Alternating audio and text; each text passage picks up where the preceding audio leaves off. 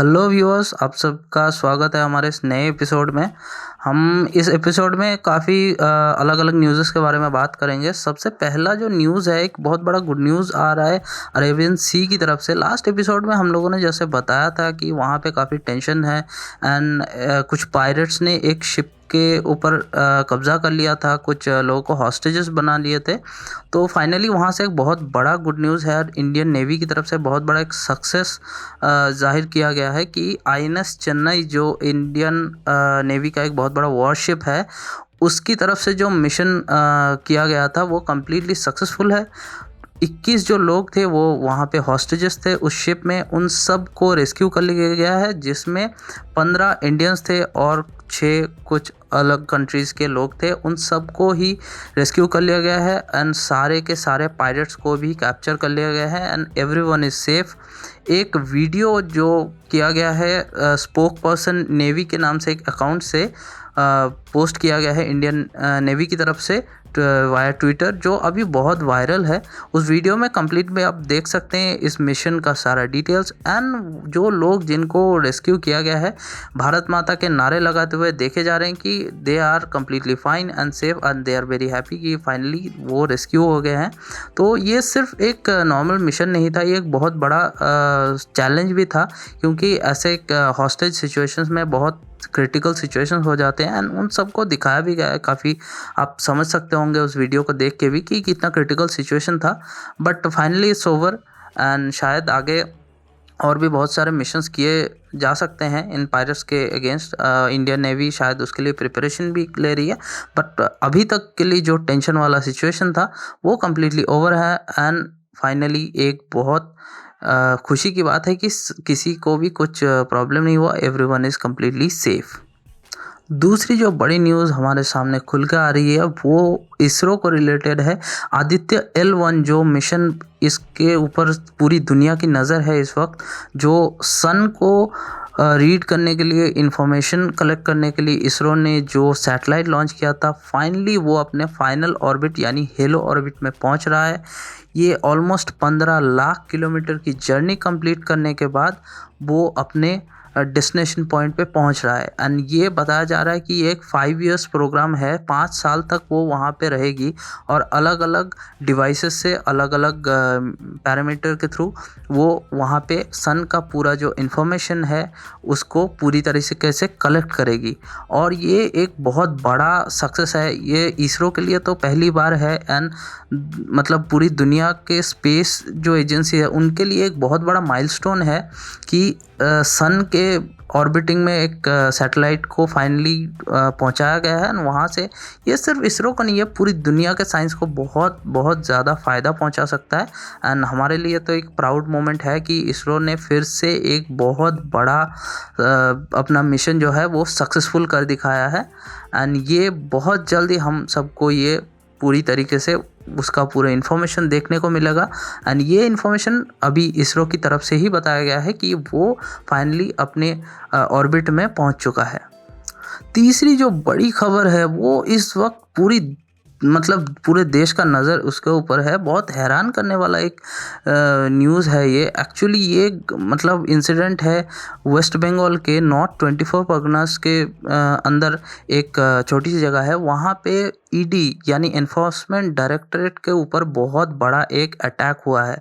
वहाँ के जो रूलिंग पार्टी है यानी टीएमसी के एक लीडर के घर में रेड के लिए जा रहे थे एनफोर्समेंट डायरेक्टरेट के कुछ ऑफिसर्स और उनके साथ काफ़ी कुछ सेंट्रल फोर्सेस के भी लोग थे, सीआरपीएफ के, उनके सिक्योरिटी के लिए। बट उनके ऊपर बहुत बड़े एक मॉब ने अटैक कर दिया जैसे ही वो उस इलाके में पहुंचे। बताया जा रहा है कि 800 से 1000 लोग ऑलमोस्ट इसमें इन्वॉल्व थे, जो लकड़ी से लेके पत्थर वत्थर लेके उनके ऊपर डायरेक्टली अटैक कर दिया। काफ़ी ऑफिसर्स को चोट पहुंची है, काफ़ी सीआरपीएफ को भी चोट पहुंची है। ऐसे तो देखा जाए तो उनके पास गन वगैरह होते हैं, बट डायरेक्टली 800 से 1000 लोगों के ऊपर फायरिंग करना इज़ नॉट दैट पॉसिबल, या फिर ऐसा परमिट भी नहीं होता, ये सबको पता है। तो उस वजह से डायरेक्टली वहाँ पे एक्शन नहीं हुआ, बट इनके ऊपर काफ़ी ज़्यादा अटैक्स हुए हैं।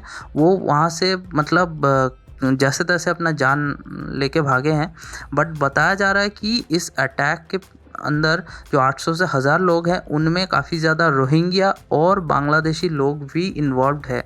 एंड यही सबसे बड़ा एक सवाल आ जा रहा है कि वेस्ट बंगाल में जैसे भी देखा जाता है बहुत ज़्यादा बांग्लादेशी जो ट्रेसपासिंग होता है वो सबसे ज़्यादा है पूरे इंडिया में, क्योंकि सबसे ज़्यादा बॉर्डर भी उसी स्टेट के साथ है एंड वहाँ पे सारे बॉर्डर सील नहीं है, जो कि क्वाइट कॉमन है कि इतना बड़ा बॉर्डर हर जगह पे सील नहीं होता। बट यहाँ पे देखा जा रहा है कि एक रूलिंग पार्टी के लीडर को जब अरेस्ट करने के लिए या रेड करने के लिए जाया जा रहा है तो उस वक्त जो ट्रेसपासर्स है वो डायरेक्टली एक सेंट्रल एजेंसी के ऊपर, उनका ऑफिसर्स के ऊपर डायरेक्ट अटैक कर रहे हैं। इस मतलब इंसिडेंट के बाद पूरे देश में काफ़ी ज़्यादा सवाल हो गए हैं, लोगों के मन में काफ़ी ज़्यादा मतलब क्वेश्चंस आ गए हैं लॉ एंड ऑर्डर को लेके और बॉर्डर सिक्योरिटीज़ को लेके। काफ़ी वेस्ट बंगाल के भी काफ़ी लोग इस वक्त प्रेसिडेंट रूल का डिमांड कर रहे हैं कि इतना जो स्टेट गवर्नमेंट है वो इतना ज़्यादा करप्ट हो गई है कि लॉ एंड ऑर्डर के नाम पे वहाँ पे क्या है सबको दिख ही रहा है इस इंसिडेंट के बाद से। एंड उसके बाद जो लोकल पुलिस है उसने भी ऐसा कुछ सपोर्ट नहीं करा है जितना खबरों में दिखाया जा रहा है, और उनसे मदद मांगने के बाद भी वो यही बात बोल कर टाल रहे हैं कि उनके पास इस बात का कोई इन्फॉर्मेशन नहीं था, जो कि काफ़ी सरप्राइजिंग है। एक स्टेट में ऐसे इतने बड़े इंसिडेंट हो जाने के बाद भी अभी तक कोई बड़ा एक्शन तो नहीं लिया गया है। बट जैसे देखा जा रहा है कि इस घटना के इंस्टेंट बाद ही सीआरपीएफ के जो सीनियर्स हैं वो वहाँ पे पहुँचे हैं एंड ईडी भी बहुत बड़ा कुछ स्टेप लेने के लिए प्रिपरेशन ले रही है। और इस बात को लेके अमित शाह जी ने भी काफ़ी अपना कंसर्न बताया है, उनको ऑलरेडी एक लेटर दिया गया है। अब देखने वाली बात है कि वो क्या करते हैं या फिर ईडी क्या करती है। बट ये मैटर सिर्फ एक छोटे इंसिडेंट की या एक एक्शन की बात नहीं है। ये जो रेड होने वाला था वो था एक करप्शन के मैटर में। जो राशन दिया जाता है वो राशन करप्शन के एक केस में इन्वेस्टिगेशन के लिए ये रेड किया जा रहा था, और इतने बड़े घटना के बाद जो जिस लीडर के घर में रेड किया जा रहा था वो ऑलरेडी वहाँ से भाग चुके हैं। अब इतने बड़े घटना के बाद वहाँ पे एनआईए इन्वेस्टिगेशन करने की भी डिमांड हो रही है। अब देखने वाली बात ये है कि ये एनआईए इन्वेस्टिगेशन के लिए अप्रूव होता है या नहीं।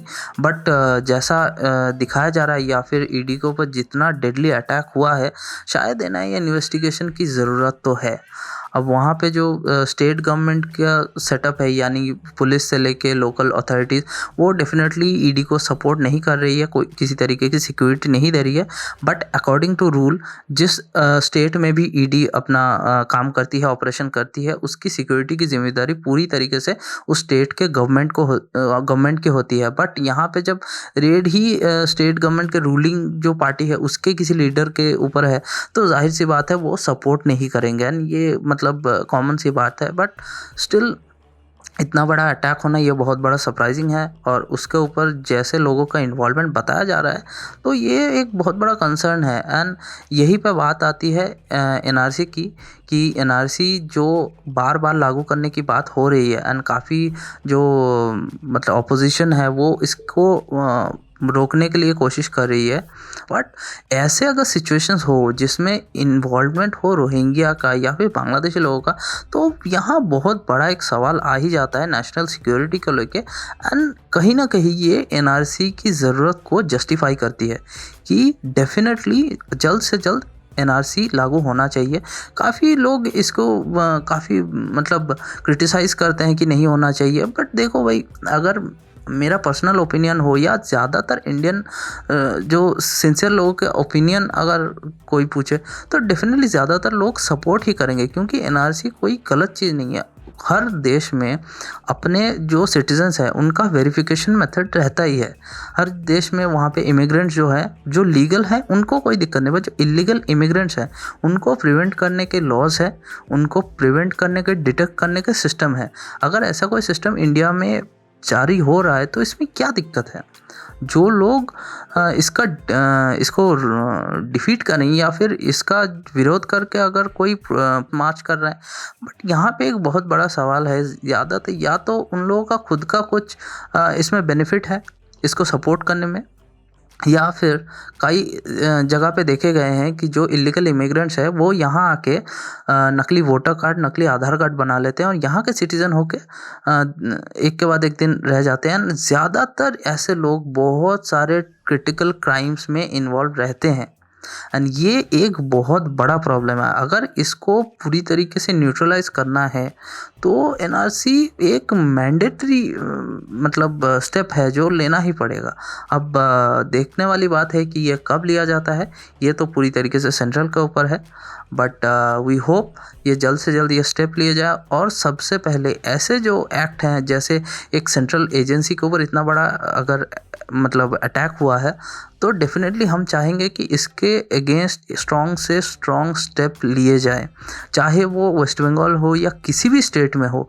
अगर करप्शन के ऊपर किसी भी तरीके का इन्वेस्टिगेशन होता है तो जाहिर सी बात है जिस पार्टी का है वो सपोर्ट करेगी नहीं, बट स्टिल सपोर्ट करना अलग बात है और सिक्योरिटी देना, सिक्योरिटी उनको देना ही पड़ेगा। ये अकॉर्डिंग टू रूल है और अगर ये नहीं करते हैं तो उनके अगेंस्ट स्टेप लिया ही जा सकता है। और अगली सबसे बड़ी खबर आ रही है म्यांमार चाइना बॉर्डर से। काफ़ी लोगों को शायद पता नहीं है कि काफ़ी दिनों से म्यांमार और चाइना के बीच में काफ़ी प्रॉब्लम्स चल रहे हैं। चाइना जो खुद को इतना बड़ा सुपर पावर दिखाता है या हर जगह अपने जो आर्मी का जो पावर और आर्सनल्स को हर जगह डिस्प्ले करता है, बट एक्चुअली काफ़ी एक शक आ जाता है ऐसे इंसिडेंट होने के बाद कि फाइनल जो एक पावर चाइना खुद को दिखा रहा है कि वो असल है या खोखला है। क्योंकि देखिए काफ़ी डेटा से ये भी कुछ दिन पहले भी एक क्लैरिफिकेशन आ रहा था कि चाइना जो अपनी जीडीपी दिखा रहा है कि वर्ल्ड्स बिगेस्ट जीडीपी का एक खोखला दावा कर रहा है, वो कई हद तक काफ़ी फ्रेजाइल है, वो एक स्टेबल जीडीपी नहीं है।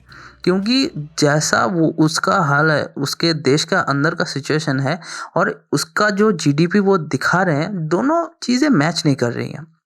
और अभी जो कॉन्फ्लिक्ट चल रहा है वो म्यांमार के साथ चल रहा है, जो कि एक बहुत छोटा स्टेट है। एक इंडिया जैसे बड़े स्टेट के साथ तो कंपेयर ना ही करें तो अच्छा है, बहुत एक छोटा स्टेट है। एंड सबसे सरप्राइजिंग बात यह है कि म्यांमार चाइना का जो बॉर्डर है उसमें म्यांमार आर्मी ने, म्यांमार के सोल्जर्स ने मतलब डायरेक्टली चाइना के ऊपर कैनन अटैक किए हैं। तो आप समझ सकते हैं ये मैटर कितना सीरियस है। डायरेक्टली कैनन अटैक की वजह से 5 चाइनीज़ लोग बुरी तरीके से घायल हैं।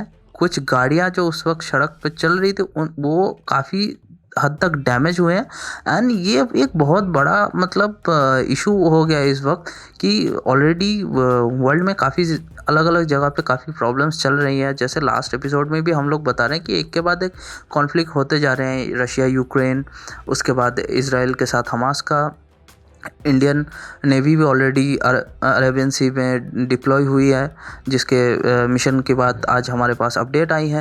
एंड अभी चाइना और म्यांमार का जो ऑलमोस्ट 1 साल से एक्चुअली चल रहा है, बट इतना बड़ा एक्शन देखने को नहीं मिला था। इंस्टेंट इतने बड़े एक्शन के बाद भी चाइना की तरफ से कोई ऑपरेशन या फिर हमला नहीं किया गया है, जो कि सबसे ज़्यादा सरप्राइजिंग है। और चाइना अभी डिमांड कर रहा है सीज़ फायर की। चाइना जो अपना इतना पावर दिखाती है, इतना एग्रेशन दिखाती है, म्यांमार जैसे छोटी स्टेट के सामने वो चुप क्यों हो जा रही है, ये एक बहुत बड़ा सवाल है। क्योंकि म्यांमार की आर्मी बहुत ऐसा स्ट्रॉन्ग कुछ है नहीं, इवन चाइना जैसे मतलब कंट्री के सामने वो कुछ भी नहीं है, फिर भी they have guts to attack China. Directly cannon से अटैक किया है, छोटी मोटी गोली नहीं चलाई है, पूरा तोप चला दिया। फिर भी 5 लोग हार्म्ड हुए हैं, वहाँ के कुछ डैमेजेस हुए हैं लोकल प्रॉपर्टीज़ में। इवन आफ्टर दैट चाइना की तरफ से एक कोई भी एक्शन नहीं लिया गया है। चाइना म्यांमार से अभी सीज़ फायर डिमांड कर रही है और इस मैटर को मतलब पीसफुली सॉल्व करने की कोशिश कर रही है।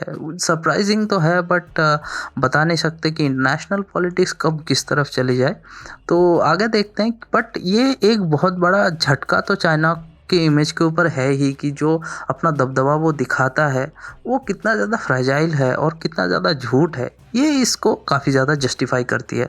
तो इंडिया के साथ भी लास्ट जब क्लैशेस हुए थे, वो काफ़ी ज़्यादा फेक जो उन्होंने दावे किए थे, फाइनली सच तो बाहर आ ही जाता है। सबको पता है कि क्या हुआ एंड इंडियन आर्मी ने कैसे रिटेलिएट भी किया था। तो फाइनली जो एक बहुत इसमें भी एक अच्छी बात ये है कि चाइना जो इंडिया को डोमिनेट करने की हमेशा कोशिश करे जाता है, उस जगह पे भी चाइना को एक धक्का इसके थ्रू, इस इमेज के अटैक के ऊपर थ्रू लगने वाला है। एंड आगे देखते हैं कि चाइना इस मैटर को लेके क्या करता है या कहाँ तक खींचता है। बट जैसा म्यांमार आर्मी का रवैया है, शायद आगे जाके और भी अटैक्स हम ऐसे देख पाएंगे और शायद ये बात यहाँ तक ख़त्म नहीं होगी।